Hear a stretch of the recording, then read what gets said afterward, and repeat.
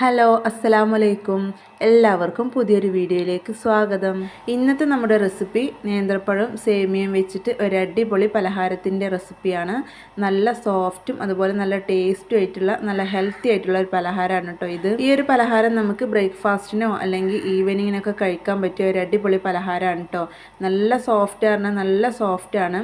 ഇതിൻ്റെ ഒരു പീസ് മതി കേട്ടോ നമുക്ക് വയറൊക്കെ നിറയാൻ. അപ്പോൾ അത്രയും നല്ല ടേസ്റ്റി ആയിട്ടുള്ള ഒരു പലഹാരമാണ് ഇത്. നമുക്ക് തയ്യാറാക്കാൻ വളരെ സിമ്പിളാണ് കേട്ടോ.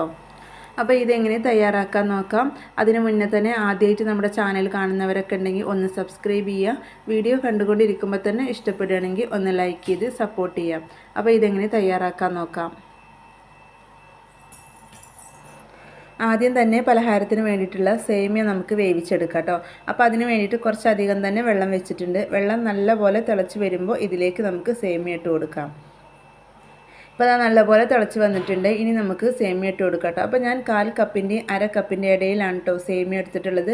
സേമിയ കുറച്ചധികം തന്നെ വേണം ഈ ഒരു പലഹാരത്തിന്, അപ്പോഴേ നല്ലൊരു ടേസ്റ്റ് കിട്ടുള്ളൂ.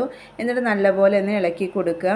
കട്ട പിടിക്കണേനാണ് കേട്ടോ ഇതുപോലെ ഒന്ന് ഇളക്കി കൊടുക്കുക. നമ്മൾ തിളച്ച വെള്ളത്തേക്ക് സേമിയൊക്കെ ഇട്ട് കൊടുക്കുമ്പോൾ പെട്ടെന്ന് കട്ട പിടിക്കും. ഇനി ഇതിലേക്ക് ഞാൻ 1 ടീസ്പൂൺ ഓയിലാണ് കേട്ടോ ഒഴിച്ച് കൊടുക്കുന്നത്. ഇങ്ങനെ 1 ടീസ്പൂണ് ഓയിൽ ഒഴിച്ച് കൊടുത്തിട്ടുണ്ടെങ്കിൽ ഈ സേമിയ എല്ലാം തന്നെ സെപ്പറേറ്റ് ആയിട്ട് നിൽക്കും, ഒന്നും ഒട്ടി പിടിച്ചിട്ടുണ്ടാവില്ല. അപ്പോൾ അതിന് വേണ്ടിയിട്ടാണ് നമ്മൾ ഓയിൽ ഒഴിച്ച് കൊടുക്കുന്നത്. ഇനി ഇത് മുഴുവനായിട്ട് കുക്കായി വരേണ്ട ആവശ്യമില്ല, ഒരു 1/4 ഭാഗം മാത്രം കുക്കായി കിട്ടിയാൽ മതി. ഏകദേശം 3-4 മിനിറ്റ് മാത്രം ഒരു മീഡിയം ഫ്ലെയിമിലിട്ട് വേവിച്ചെടുത്താൽ മതി. അപ്പോഴേക്കും തന്നെ ഇത് 1/4 ഭാഗം വെന്ത് വന്നോളും. ഇപ്പോൾ അതാ ഒരു 3 മിനിറ്റ് കഴിഞ്ഞപ്പോഴത്തേനും ഇതാ ഇതുപോലെ ആയി കിട്ടിയിട്ടുണ്ട് കേട്ടോ. നല്ലപോലെ വെന്തിട്ടുമില്ല, എന്നാൽ ഒരു 1/4 ഭാഗം വേവാവും ചെയ്തിട്ടുണ്ട്. ഇനി നമുക്ക് ഫ്ലെയിം ഓഫ് ചെയ്യാം. എന്നിട്ട് ഇത് തണുക്കാനായിട്ട് വെക്കാം കേട്ടോ. ഇതിലെ വെള്ളം മുഴുവനായിട്ട് വാർത്ത് കളയണം. പിന്നെ അതിന് ശേഷം നമ്മൾ പച്ചവെള്ളം കൊണ്ട് നല്ലപോലെ കഴുകിയതിന് ശേഷം വേണം ഒന്ന് ഇത് വെള്ളം പോകാനായിട്ട് വെക്കാൻ. അപ്പോൾ സേമിയത്തിൻ്റെ വെള്ളമൊക്കെ പോകാൻ വെച്ചിട്ടുണ്ട്. ഇനി നമുക്ക് വേണ്ടത് നേന്ത്രപ്പഴമാണ്. അപ്പോൾ ഞാനിവിടെ 4 എണ്ണം എടുത്തിട്ടുണ്ട്. ചെറിയ പഴമായതുകൊണ്ടാണ് കേട്ടോ 4 എണ്ണം എടുത്തിട്ടുള്ളത്. വലുതാണെങ്കിൽ 2 എണ്ണം മതി. ഇനി ഇത് നമുക്കൊന്ന് കട്ട് ചെയ്തിട്ടെടുക്കാം. നല്ല പഴുത്ത് കുഴഞ്ഞു പോയിട്ടുള്ള പഴം ഉണ്ടാവുമല്ലോ, അത് എടുക്കണ്ട. ഒരു മീഡിയം പഴുപ്പുള്ള പഴം മാത്രം കേട്ടോ ഇതിനെടുക്കുക. നല്ല പഴുത്ത പഴമാണെങ്കിൽ കുഴഞ്ഞു പോകും. അപ്പോൾ നമുക്ക് സ്നാക്സ് ഉണ്ടാക്കുമ്പോൾ കറക്റ്റായിട്ട് കിട്ടൂല. പഴം തൊലിയൊക്കെ കളഞ്ഞിട്ട് 4 പീസാക്കുക. എന്നിട്ട് ഇതുപോലെ ഇങ്ങനെ കട്ട് ചെയ്തെടുക്കുക കേട്ടോ. നല്ല കനം കുറഞ്ഞ രീതിയിൽ കട്ട് ചെയ്യരുത്, കുറച്ചൊക്കെ കട്ടിയിൽ വേണം ഇത് നമുക്കൊന്ന് കട്ട് ചെയ്തെടുക്കാനും. അപ്പോൾ അതാ പഴമൊക്കെ ഞാനിവിടെ കട്ട് ചെയ്തെടുത്തിട്ടുണ്ട്.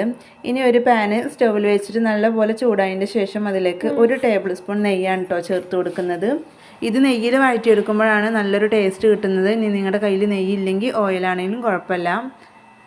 ഇനി ഈ നെയ്യ് നല്ലപോലെ ചൂടായി വരുമ്പോൾ ഇതിലേക്ക് നമ്മൾ നേരത്തെ കട്ട് ചെയ്ത് വെച്ചിട്ടുണ്ടായിരുന്ന ആ നേന്ത്രപ്പഴം ഇട്ട് കൊടുക്കാം. നമ്മൾ സാധാരണ രീതിയിൽ പഴമൊക്കെ വാട്ടിയെടുക്കൂലേ, അതുപോലെ ഉണ്ടാക്കിയെടുക്കാനാണ്. മീഡിയം ടു ലോ ഫ്ലെയിമിലിട്ടിട്ട് ഒരു 2-3 മിനിറ്റ് നേരം വഴറ്റിയെടുത്താൽ മതി. കൂടുതലായിട്ട് കുഴഞ്ഞു പോവരുത്. ഇതും 1/4 ഭാഗം മാത്രം വെന്ത് കിട്ടിയാൽ മതി. ഇനി ഇതിലേക്ക് വേറൊന്നും ചേർക്കേണ്ട ആവശ്യമില്ല കേട്ടോ. ഇത് മാത്രം മതി. പഞ്ചസാര അങ്ങനെ ഒന്നും ചേർക്കേണ്ട ആവശ്യമില്ല. പകുതിയോളം കുക്കായിട്ടുണ്ട് കേട്ടോ. ഇപ്പോൾ ഈ സമയത്തും കണ്ട പഴം ഒട്ടും കുഴഞ്ഞു പോയിട്ടില്ല. അപ്പോൾ അതുകൊണ്ടാണ് നല്ല പഴുത്ത പഴം എടുക്കേണ്ട, ഒരു മീഡിയം പഴുപ്പുള്ള പഴം എടുക്കുക എന്ന് പറയുന്നത് കേട്ടോ. അപ്പോൾ നമ്മുടെ പഴമൊക്കെ ഇവിടെ ആയിട്ടുണ്ട് കണ്ടോ. ഈ രീതിയിലാണ് നമുക്ക് കിട്ടേണ്ടത് കേട്ടോ. ഇത്ര വെന്താൽ മതി. ഇനി നമുക്ക് ഫ്ലെയിം ഓഫ് ചെയ്തിട്ട് ഇത് തണുക്കാനായിട്ട് വെക്കാം. ഇനി നമുക്ക് അതേ ഒരു പാൻ എടുക്കുക. അതിലേക്ക് 1 ടീസ്പൂൺ നെയ്യ് ഒഴിച്ചു കൊടുക്കുക. 1 ടീസ്പൂൺ മാത്രം മതി കേട്ടോ, നെയ്യ് കൂടുതൽ ഒഴിച്ചു കൊടുക്കേണ്ട ആവശ്യമില്ല.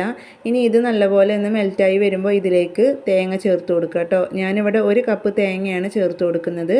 എന്തായാലും 1 കപ്പിൽ കുറയരുത്, കൂടിയാലും കുഴപ്പമില്ല. തേങ്ങ കുറച്ച് കൂടുതലുണ്ടാകുമ്പോഴാണ് നല്ല ടേസ്റ്റ് കിട്ടുന്നത്.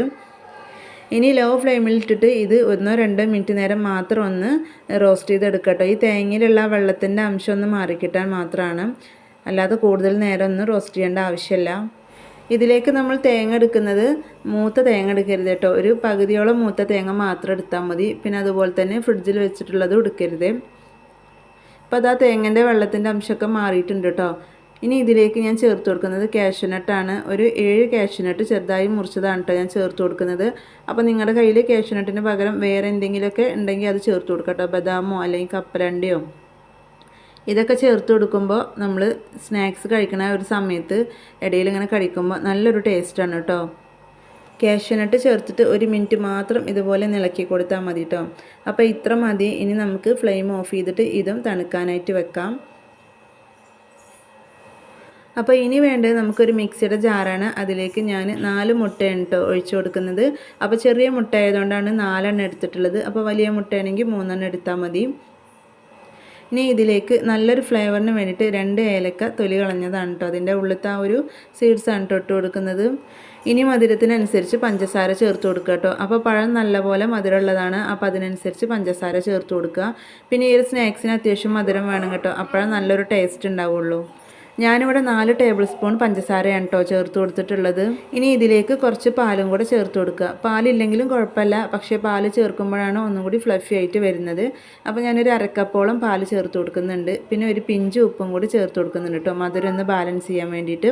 എന്നിട്ട് നല്ലപോലെ അടിച്ചെടുത്തിട്ട് വരാം. അപ്പോൾ മുട്ടയും പാലൊക്കെ നല്ലപോലെ അടിച്ചെടുത്ത് വന്നിട്ടുണ്ട് കേട്ടോ. ഇനി ഇതിവിടെ മാറ്റി വെക്കാം. ഇനി ഇതുപോലെ ഒരു ബൗൾ എടുക്കുക. അത്യാവശ്യം വലിയൊരു ബൗൾ തന്നെ എടുക്കുക കേട്ടോ. ഇനി ഇതിലേക്ക് നമ്മൾ നേരത്തെ വാട്ടി വെച്ചിട്ടുണ്ടായിരുന്ന ആ പഴം ഉണ്ടല്ലോ, അത് ഇട്ട് കൊടുക്കുക. നല്ല ഹെൽത്തിയാണ് കേട്ടോ. കൂടുതലായിട്ട് ഓയിലൊന്നും ഇതിൽ ചേർത്തിട്ടില്ല. പിന്നെ അതുപോലെ തന്നെ ഓയിൽ മുക്കിപ്പൊരിക്കൊന്നും ചെയ്യാത്ത നല്ല ടേസ്റ്റി ആയിട്ടുള്ളൊരു പലഹാരമാണ് കേട്ടോ. അതുപോലെ തന്നെ നല്ല ഹെൽത്തിയാണ്. ഇനി ഇതിലേക്ക് നമ്മൾ വറുത്ത് വെച്ചിട്ടുണ്ടായിരുന്ന തേങ്ങ ചേർത്ത് കൊടുക്കുക. ഇനി ഇതിലേക്ക് ചേർക്കേണ്ടത് നമ്മൾ നേരത്തെ വേവിച്ച് വെച്ചിട്ടുണ്ടായിരുന്ന സേമിയയാണ്. അപ്പോൾ സേമിയ കണ്ടോ നല്ലപോലെ സെപ്പറേറ്റ് ആയിട്ട് തന്നെ നിൽക്കുന്നുണ്ട് കേട്ടോ. നമ്മൾ 1/4 ഭാഗം മാത്രമാണ് വേവിച്ചിട്ടുള്ളത്. പിന്നെ അതുപോലെ തന്നെ 3-4 തവണ പച്ചവെള്ളത്തിൽ കഴുകിയിട്ടുണ്ടായിരുന്നു.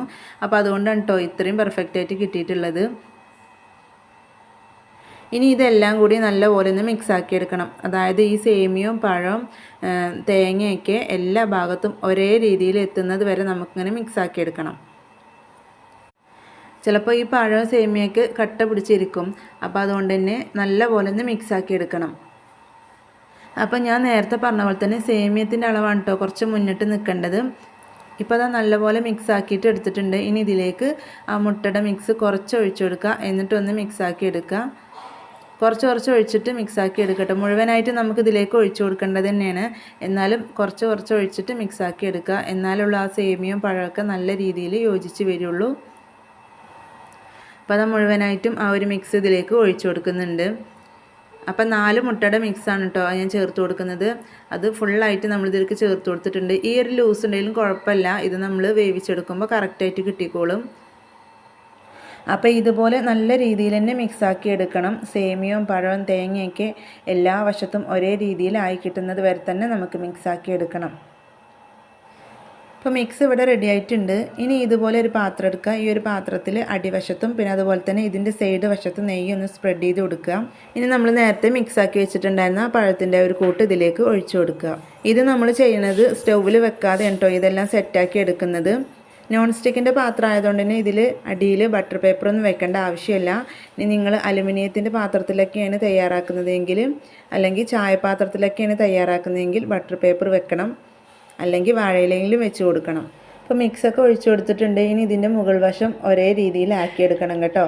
ഇത് കുറച്ച് പൊങ്ങി വരുന്ന ഒരു സ്നാക്സാണ്. അപ്പോൾ അതുകൊണ്ട് തന്നെ എല്ലാ വശവും ഒരേ രീതിയിലാക്കി കിട്ടാൻ വേണ്ടിയിട്ട് നമ്മളിതുപോലെ ഒരു തവി വെച്ചിട്ട് ലെവൽ ചെയ്ത് കൊടുക്കുക. അപ്പോൾ ഇത് കറക്റ്റ് ആക്കി എടുത്തിട്ടുണ്ട്. ഇനി ഇതിൻ്റെ മുകൾ വശത്ത് നിങ്ങൾക്ക് വേണമെങ്കിൽ കാഷ്യൂനട്ടോ അങ്ങനെ എന്തെങ്കിലുമൊക്കെ ഡെക്കറേറ്റ് ചെയ്ത് കൊടുക്കാം കേട്ടോ. അപ്പോൾ ഞാനതൊന്നും ചെയ്യുന്നില്ല. വളരെ സിമ്പിളായിട്ടാണ് തയ്യാറാക്കുന്നത്. എന്നിട്ട് ഇതുപോലെ ഒരു പഴയ തവ നല്ലപോലെ ചൂടാക്കാൻ വെച്ചിട്ടുണ്ടായിരുന്നു കേട്ടോ. ഹൈ ഫ്ലെയിമിലിട്ടിട്ട് തന്നെ ചൂടാക്കാൻ വെച്ചിട്ടുണ്ടായിരുന്നു. എന്നിട്ട് അതിൻ്റെ മുകളിലേക്ക് ഇത് വെച്ച് കൊടുക്കാം.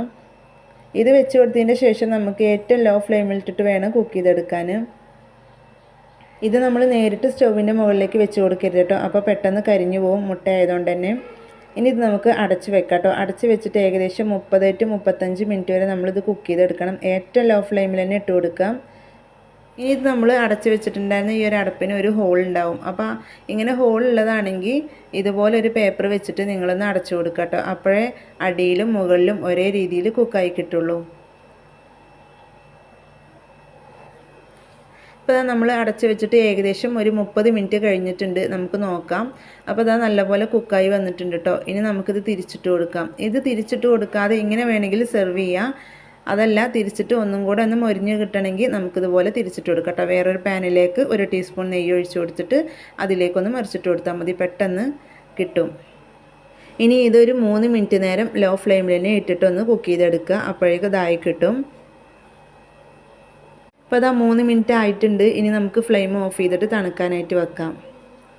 അപ്പോൾ നമ്മുടെ പലഹാരം വേറൊരു പ്ലേറ്റിലേക്ക് മാറ്റിയിട്ടുണ്ട്. അപ്പോൾ നല്ലപോലെ തണുത്തിട്ടില്ല, എന്നാലും ചെറിയൊരു ചൂടൊക്കെ ഉണ്ട്, കുഴപ്പമില്ല. അപ്പോൾ ഞാനിവിടെ കട്ട് ചെയ്തെടുക്കാം കേട്ടോ. നല്ല ടേസ്റ്റി ആയിട്ടുള്ള നല്ല ഹെൽത്തി ആയിട്ടുള്ള പലഹാരമാണ്. നല്ല സോഫ്റ്റാണ് കേട്ടോ. സേമിയോ പഴമൊക്കെ ആയതുകൊണ്ട് തന്നെ.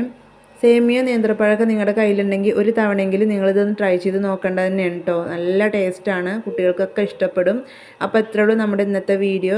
ഇഷ്ടപ്പെട്ടാൽ ഒന്ന് ലൈക്ക് ചെയ്യുക, ഉപകാരപ്പെട്ട ഷെയർ ചെയ്യുക, അഭിപ്രായങ്ങൾ അറിയിക്കുക.